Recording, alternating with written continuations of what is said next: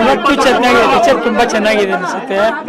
Picture ಹೋಗೋದೇ ಗೊತ್ತಾಗಲ್ಲ, ಇವತ್ತಿಗೆ ಮಾಡ್ದಂಗಿದೆ ಪಿಕ್ಚರ್. ತುಂಬಾ ಅದ್ಭುತವಾಗಿದೆ. ನೋಡೋದು ಕಷ್ಟ ಆಗುತ್ತೆ, ಹಿಂದೆ ನೋಡ್ತಾ ಇದೀವಲ್ಲ, ಮತ್ತೆ ಆ ದಿನಗಳು ವಾಪಸ್ ಬರಬಾರ್ದಾಗಿತ್ತ. ಅವನು ಜೊತೆಗಿದ್ದು ನೋಡಿದ್ರೆ ಎಷ್ಟು ಚೆನ್ನಾಗಿರ್ತಿತ್ತು ಅಂತ ಅನ್ಸುತ್ತೆ. ಸಿನಿಮಾ ಅಂತೂ ಬಿಡಿ, ಇವಾಗ ನೋಡೋಕ್ಕೂ ಹಂಗೆ ಚೆನ್ನಾಗಿದೆ.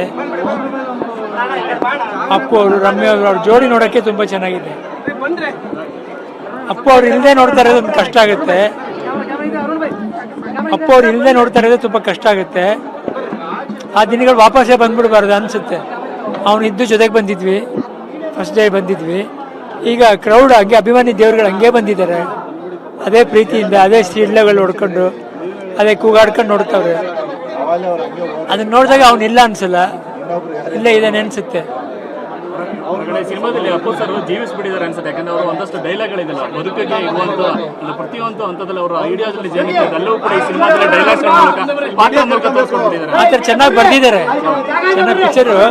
ನಮ್ಮ ತಂದೆಯವರು, ಚಿಕ್ಕಪ್ಪ ಅವರು ಎಲ್ಲರೂ ಕುತ್ಕೊಂಡಿದ್ರು, ಡೈರೆಕ್ಟ್ರು ಎಲ್ಲರೂ ಸೇರಿ ಮಾಡಿದ್ದಾರೆ.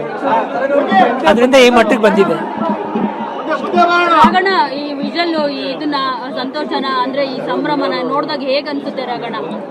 ಅವ್ನು ಇಲ್ದಿರೋದು ಬೇಜಾರಾಗಿತ್ತು ಒಂದ್ ಕಡೆ. ಅವ್ನು ಇನ್ನೂ ಇದಾನೆ ಅನ್ಸುತ್ತೆ, ಇಲ್ಲೇ ಇದಾನೆ, ಅಭಿಮಾನಿಗೆ ಹೃದಯದಲ್ಲಿ ಇದಾನೆ ಅಂತ ಅನ್ಸುತ್ತೆ.